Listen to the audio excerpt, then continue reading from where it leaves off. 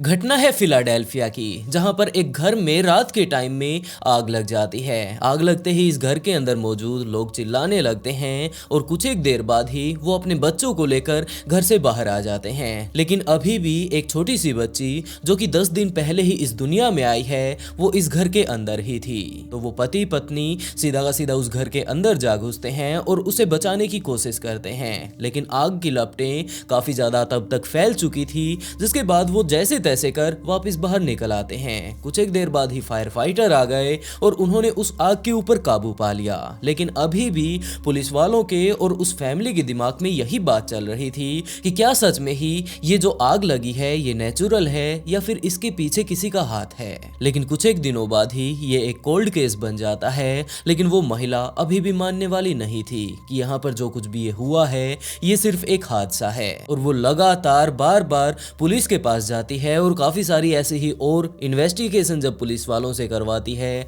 इसका जो रिजल्ट निकल कर आया उसके बारे में तो किसी ने सोचा ही नहीं था। लेकिन यहाँ पर ये सब कैसे हुआ, इसके पीछे कौन था और जो वो अंदर लड़की थी आखिरकार उसका क्या हुआ, इन्हीं सब चीजों के बारे में डिटेल से जानेंगे। लेकिन दोस्तों उससे पहले मैं हूं नवीन और आप लोग देख रहे हैं ऑफ बीट पॉडकास्ट का एक और नया एपिसोड। अगर अभी तक आप लोगों ने वीडियो को लाइक नहीं किया है तो वीडियो को लाइक कीजिए, चैनल को सब्सक्राइब कीजिए, क्योंकि मैं इसी तरह की काफी सारी ट्विस्टेड स्टोरी मैं यहाँ पर लाता रहता हूँ। और अगर आप लोग शाउट आउट चाहते हैं तो वीडियो के नीचे जाकर एक प्यारा सा कमेंट जरूर करें। इसी के साथ चलिए दोस्तों शुरू करते हैं आज की स्टोरी। टाइम था 1996 का, जब नॉर्थ फिलाडेल्फिया में वेरा परिवार अपने बच्चों के साथ बड़ी ही खुशी से रहता था। इस घर में लुजाडा, उसका पति पेड्रो और उसके 2 लड़के मौजूद थे। अब इनकी वैसे तो फैमिली कंप्लीट हो चुकी थी, लेकिन अभी भी लुजाडा के दिमाग में ये था, वो दिल से ये बात चाहती थी कि उनके घर पर एक लड़की भी होनी चाहिए। जिसके चलते उसने पेड्रो से इस बारे में बात की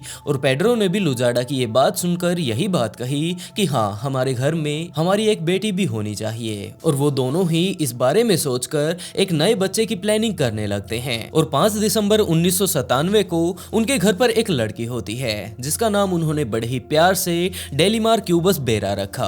और इसके बाद उन्होंने अपने घर परिवार में ये बताना शुरू किया कि हमारे घर पर इस तरह से एक लड़की हुई है। सभी लोग काफी ज्यादा खुश थे और इसी खुशी खुशी में उन्होंने 15 दिसंबर 1997 को ये फैसला किया कि हम लोग अपने घर पर एक पार्टी करने वाले हैं। उन्होंने सारे के सारे घर वालों को इनवाइट कर लिया और रात को वहां पर वो लोग पार्टी करने भी लगते हैं। पार्टी लगभग शाम को शुरू हुई थी और रात को 11 लगभग बजने वाले थे, तब तक वो जाकर पार्टी खत्म हो चुकी थी और सारे के सारे लोग वापस अपने घर पर जा चुके थे, सिर्फ और सिर्फ एक महिला को छोड़कर, जिसका नाम था कैरोलिन कोरिया। दरअसल ये पेड्रो के बड़े भाई की फ्रेंड थी और कैरोलिन पेड्रो से मिलती है तो इसके साथ भी इसकी जान पहचान हो जाती है। बाद में ये लोग आपस में बातें करते हैं और धीरे धीरे कर इन लोगों के बीच जान पहचान काफी ज्यादा अच्छे से बढ़ गई। और आज के टाइम में जब पेड्रो के घर पर पार्टी थी तो कैरोलिन को भी बुलाया गया था। पार्टी में मौजूद सारे मेहमान अब जा चुके थे। लुजाडा अपने घर पर मौजूद जो भी सामान बिखरा हुआ था उसे इकट्ठा कर रही थी। जितने भी धोने के बर्तन थे उन सभी को सिंक में पहुंचा रही थी और यूं ही अपने घर की नॉर्मल साफ सफाई कर रही थी। जिस तरह की पार्टी में छोटी मोटी चीजें बिखर जाती हैं उन्हें संभाल रही थी। कैरोलिन वापस अपने घर पर अभी नहीं गई थी, क्योंकि जब वो यहाँ पर आ रही थी तो रास्ते में ही उसकी गाड़ी खराब हो गई। उसने जैसे तैसे कर काफी ज्यादा मशक्कत करके अपनी गाड़ी को थोड़ा बहुत ठीक कर लिया और जब वो यहाँ पर आती है तो फिर से उसकी गाड़ी खराब हो जाती है। और अब पेड्रो उसकी गाड़ी ठीक करने के लिए बाहर गैराज में लगा हुआ था। लुजाडा अपने घर की साफ सफाई में लगी हुई थी, लेकिन इसी बीच डेलिमार रोने लगती है। तो लुजाडा ने उसे उठाया और अपने घर पर मौजूद फर्स्ट फ्लोर पर जो रूम था वहां पर ले जाकर उसे दूध पिलाकर वो पालने में सुलाकर वापस नीचे आ जाती है और यूं ही अपने घर का काम करने लगती है। लेकिन इसी बीच लुजाडा और कैरोलिन को जलने की कुछ एक बदबू आती है। कैरोलिन ने लुजाडा से पूछा कि क्या तुमने गैस पर कोई सामान रख रखा है,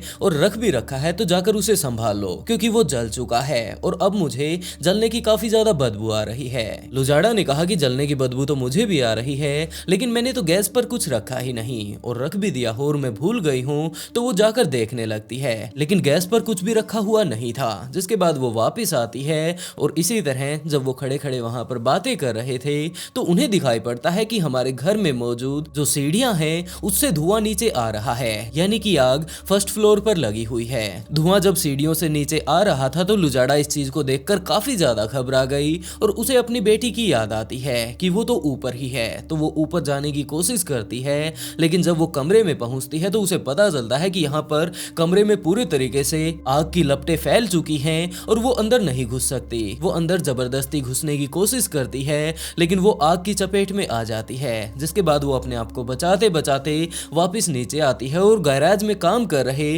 पेड्रो को जाकर ये बात बताती है कि ऊपर आग लग चुकी है और डेलीमार ऊपर ही है। तो पेड्रो भी भागकर ऊपर जाता है, लेकिन वो कमरे में घुस पाता उससे पहले ही आग काफी ज्यादा बढ़ चुकी थी और अब वो आग सीढ़ियों तक आ चुकी थी। वो भी अंदर नहीं घुस पाया। दूसरी तरफ कैरोलिन अभी भी नीचे ही थी, तो उसने फायर ब्रिगेड के पास कॉल कर दिया, लेकिन तब तक लुजाडा अपने पड़ोसियों के पास जाती है चिल्लाते चिल्लाते और उन्हें अपने साथ लेकर आती है। लेकिन उसके पड़ोसी भी जब अंदर घुसने की कोशिश करते हैं तो वो भी नहीं घुस पाए। कुछ एक देर बाद ही फायर ब्रिगेड वहां पर आ पहुंचती है और उन्होंने उस आग के ऊपर काबू पा लिया। लेकिन जब वो लोग डेलीमार को संभालने के लिए उसके रूम में पहुंचते हैं तो उन्होंने देखा कि यहाँ पर तो मौजूद सारी की सारी चीजें राख में तब्दील हो चुकी हैं और डेलीमार जिस पालने में सो रही थी वो भी पूरे तरीके से अब राख में बदल चुका है और वहां पर सिर्फ राख राख मौजूद है। फायर ब्रिगेड वाले वापस आते हैं और उन्होंने ऊपर के सारी की सारी जो चीज उन्होंने देखी थी उसके बारे में पेड्रो को बताया।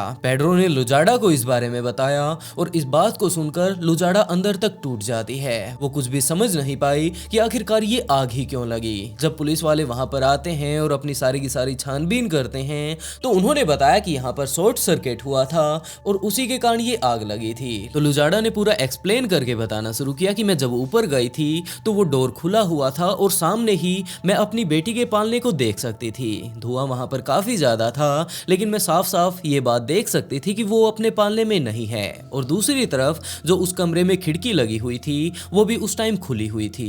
वैसे तो बाहर का मौसम काफी ज्यादा ठंड भरा है, लेकिन इतनी ठंड में भी उस खिड़की को आखिरकार किसने खोला होगा। लेकिन पेड्रो दूसरी तरफ लुजाडा की बातों पर बिल्कुल भी ध्यान नहीं देता है और उसने ये बात सोचनी शुरू की कि जो यहाँ पर ये हादसा हुआ है उसके कारण लुजाडा के दिमाग पर काफी ज्यादा गहरा असर हुआ है और उसी के कारण ये ऐसी बहकी बहकी बातें कर रही है। हो सकता है ये सिर्फ इसके दिमागी ख्याल हो कि अगर उस टाइम वो खिड़की खुली होती और कोई बंदा इसे वहां से बाहर लेकर चला जाता तो इसकी बेटी बच जाती। और यही सब बातें सोचकर वो लुजाडा की बात को इग्नोर कर देता है। पूरा परिवार अब काफी ज्यादा गहरे सदमे में था और उससे भी काफी ज्यादा गहरे सदमे में लुजाडा थी। इस घटना को बीते हुए 3-4 महीने अब बीत चुके थे। पेड्रो को लगातार लुजाडा बाद में भी यही बात कहती रही कि जरूर हमारी बेटी के साथ कोई ना कोई ऐसी घटना घटी है जिसके बारे में हमें नहीं पता है। लेकिन पेड्रो हमेशा उसे यही बात कहता कि डेलीमार अब जा चुकी है और तुम उसके बारे में सोचना छोड़ दो। लेकिन लुजाडा फिर भी लगातार इसी बारे में उससे बातें करती और बार बार डेलीमार के बारे में जब उसे याद दिलाती तो उसे भी काफी ज्यादा परेशानी होती और उसे भी अंदर से काफी ज्यादा तकलीफ होती। जिसके बाद एक टाइम ऐसा भी आया जब इन दोनों के बीच इसी बात को लेकर लड़ाई हो जाती है कि यार तुम कभी मुझे इस गम से उभरने भी दोगी या नहीं, और यही बात बोलकर उन दोनों के बीच लड़ाई हो जाती है। लेकिन एक दिन लड़ाई कुछ ज्यादा ही बढ़ गई और उसके बाद उन दोनों ने ये डिसाइड किया कि वो एक दूसरे से अलग हो जाएंगे और पेड्रो ने लुजाडा को डिवोर्स दे दिया। अब वो दोनों अलग हो चुके थे और काफी दिन इस बात को बीत चुके थे, लेकिन अभी भी लुजाडा के दिमाग में यही बात चल रही थी कि आखिरकार असल में वहां पर हुआ क्या था। क्योंकि जब उसने ऊपर जाकर देखा तो उसकी बेटी पालने में नहीं थी, क्योंकि ऐसा बिल्कुल भी नहीं हो सकता कि एक 10 दिन की लड़की किसी भी तरीके से अपने आप घर से बाहर आ जाए या फिर वहीं पर मौजूद उस खिड़की को जाकर खोल सके। और इन्हीं सब उलझनों में अभी भी वो उलझी हुई थी। इस बात को बीते हुए लगभग 6 साल बीत चुके थे, लेकिन लुजाडा आज भी अपनी बेटी को नहीं भूल पाई थी। जिसके बाद टाइम आया 24 जनवरी 2004 का, जब लुजाडा अपने एक रिलेटिव की बर्थडे पार्टी में गई हुई थी, जहां पर जाकर अपने वो पुराने परिवार से मिलती है, पैड्रिक के परिवार से। तलाक लुजाडा और पैट्रिक के बीच हुआ था, लेकिन पैट्रिक के घर वाले अभी भी लुजाडा से काफी ज्यादा प्यार करते थे और अक्सर उन लोगों के बीच बातें होती रहती थी। आज वो लोग इस बर्थडे पार्टी में भी आए हुए थे, जिसके बाद वो लोग लुजाडा के साथ कुछ एक देर बातें करते हैं और उसके बाद और मेहमानों के साथ बातें करने लग जाते हैं। लेकिन दूसरी तरफ लुजाडा वहां पर आए हुए किसी भी बंदे के साथ इतना बातें करने में इंटरेस्टेड नहीं थी, जिसके चलते वो वहीं पर जाकर एक चेयर पर बैठ जाती है, क्योंकि उस घटना के बाद उसका मूड काफी ज्यादा खराब था और आज के टाइम में वो थोड़ी थोड़ी डिप्रेशन का भी शिकार हो चुकी थी। तो वो वहीं पर जाकर आराम से एक जगह बैठ जाती है। लेकिन जब वो वहीं पर बैठी हुई थी तो काफी सारे बच्चे वहां पर आए हुए थे और वो सारे एक दूसरे के साथ मिलकर आराम से खेल रहे थे और इसी बीच उसकी नजर पड़ती है एक लड़की के ऊपर और वो उसे देखकर ये अंदाजा लगाने लगती है कि अगर उसकी बेटी आज जिंदा होती तो हो सकता है वो बिल्कुल इसी तरह दिखाई पड़ती, जिसके चलते लुजाड़ा उस लड़की की तरफ स्माइल करने लगती है। वो लड़की भी स्माइल करती है और वापस अपने खेलने पर लग जाती है। लेकिन जब लुजाड़ा लगातार उस लड़की की तरफ देख रही थी तो उसे ये लगने लगा कि इस लड़की का फेस उनके बेटों में मिल रहा है और ऐसा तो तभी होता है जब ये इसके भाई बहन हो। लेकिन लुजाड़ा को ये लगा कि हो सकता है उसके दिमाग में पूरे तरीके से उसकी बेटी का ख्याल आता रहता है, इसी कारण उसे ये बात लग रही है कि ये उसी की बेटी है। तो उसने इस बात से अपना ध्यान दूसरी तरफ करने की कोशिश की, लेकिन कुछ एक देर बाद ही फिर से उसका ध्यान उसी लड़की के ऊपर जाता है। लेकिन जब वो लड़की दोबारा से लुजाड़ा को देखती है तो वो फिर से स्माइल करती है और लुजाड़ा ने देखा कि इस लड़की के फेस पर भी वहीं पर डिंपल पड़ रहे हैं जहां पर कि उसके दोनों लड़कों के फेस पर डिंपल पड़ते हैं। जिसके बाद लुजाड़ा उस लड़की के पास जाती है और उससे बातें करने लगती है। लुजाड़ा ने बातों बातों में ये बात पूछी कि बेटा तुम्हारा क्या नाम है, तुम्हारी मम्मी का क्या नाम है, तुम कितने साल के हो, और इसी तरह की काफी सारी और भी बातें की। तो कुछ एक देर बाद ही उसे पता चलता है कि ये लड़की किसी और की नहीं जबकि कैरोलिन की है। और ये बात पता चलते ही उसके दिमाग में काफी सारे सवाल इधर से उधर दौड़ने लगे। सबसे पहला सवाल ये था कि वो कैरोलिन को काफी अच्छे से जानती थी, वो उसके परिवार को अच्छे से जानती थी, वो जिन चीजों से स्ट्रगल कर रही थी उसके बारे में भी अच्छे से जानती थी, और वो ये था कि कैरोलिन बच्चों के लिए काफी ज्यादा स्ट्रगल कर रही है। दरअसल उसे प्रेगनेंसी में काफी ज्यादा दिक्कत आ रही थी और वो लुजाड़ा से ये बात कहा करती थी कि उसे भले ही कोई लड़का हो जाए लड़की हो जाए इस बात में उसे कोई परेशानी नहीं, बस उसे एक बच्चा हो जाए जिसके साथ वो अपनी जिंदगी बड़े ही आराम से बिता पाए। लेकिन लाख कोशिशों के बाद भी वो मां नहीं बन पा रही थी और ये वही महिला है जो कि उस दिन हमारे घर पर थी जिस दिन हमारे घर पर आग लगी थी और डेलीमार ऊपर वाले कमरे में सो रही थी। बाद में वो पूरे तरीके से गायब हो जाती है। बाद में उसके पति ने ये समझाना उसे शुरू किया कि वो जरूर इस आग की लपेट में आ गई होगी और उसने उन सारी चीजों को भी याद किया कि जब वो उसे संभालने के लिए ऊपर गई थी तो वहां पर वो उसके पालने में नहीं थी और दूसरी तरफ खिड़की भी खुली हुई थी। और इसी तरह के काफी सारे सवाल अब उसके दिमाग में घूम रहे थे और सामने ही एक छोटी सी लड़की खड़ी थी जो कि आज के टाइम में 6 साल की थी और इस सारी घटना को भी बीते हुए लगभग 6 साल बीत चुके थे। तो लुजाड़ा के दिमाग में अब ये बात आने लगी कि जरूर ये उसी की बेटी है, जिसके चलते वो उस लड़की के पास जाती है और उससे बातें करने लगती है। लेकिन बातों बातों में भले ही वो किसी भी तरह की कितनी भी बातें क्यों न कर ले वो पता नहीं लगा पाएगी कि ये उसी की लड़की है, जिसके चलते उसे ये लगने लगा कि ये लड़की तो उसी की है, लेकिन आखिरकार इस बात का वो पता लगाए तो लगाए कैसे। जिसके चलते उसने उस लड़की के सिर से 2-3 बाल ये बात कहकर उखाड़ लिए कि बेटा तुमने ये च्युइंगम कहाँ से खाई थी, देखो तुम्हारे बालों में लग गई है। और ये बात बोलकर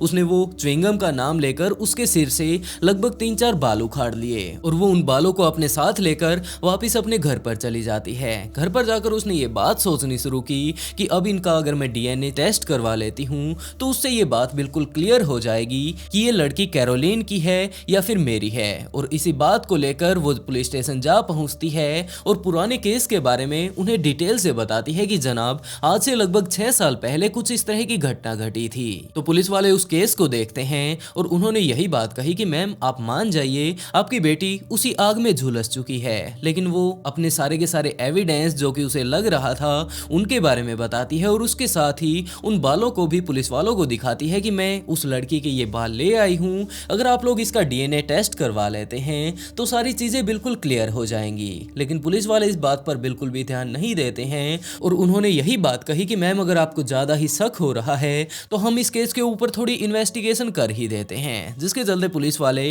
कैरोलिन के घर पर जा पहुंचते हैं और उन्होंने उसकी बेटी का बर्थ सर्टिफिकेट उनसे मांगा और कैरोलिन ने पुलिस वालों को एक बर्थ सर्टिफिकेट दे भी दिया, जिससे ये बात बिल्कुल प्रूव हो गई कि इस लड़की का जन्म उस आग वाली घटना के करीबन 1 महीने बाद हुआ है। और पुलिस वाले इस केस को यूं ही बंद कर देते हैं। लेकिन लुजाड़ा इतना कुछ समझ लेने के बाद, इतना कुछ जब उसके हाथ लग चुका था तो वो रुकने वाली नहीं थी, जिसके चलते वो ये बात सोचने लगती है कि आखिरकार वो इस बात को प्रूव कैसे करे। जिसके चलते वो वहीं पर एक पॉलिटिशियन के पास जा पहुंचती है। वो उससे काफी सारे अपॉइंटमेंट लेती है और एक दिन उससे उसकी मुलाकात हो जाती है। मुलाकात होते ही लुजाड़ा ने अपनी सारी की सारी स्टोरी उन्हें बताना शुरू किया और इसके साथ ही अपने वो बाल भी उनके सामने पेश पेश किए कि जनाब ये वो बाल हैं, जरा आप इस चीज का डीएनए भी करवा लेते हैं तो बात बिल्कुल साफ हो जाएगी। और जिस तरह का वो कैरोलिन ने सर्टिफिकेट पुलिस वालों के सामने पेश किया है वो सिर्फ और सिर्फ 1 महीने बाद का है उस घटना के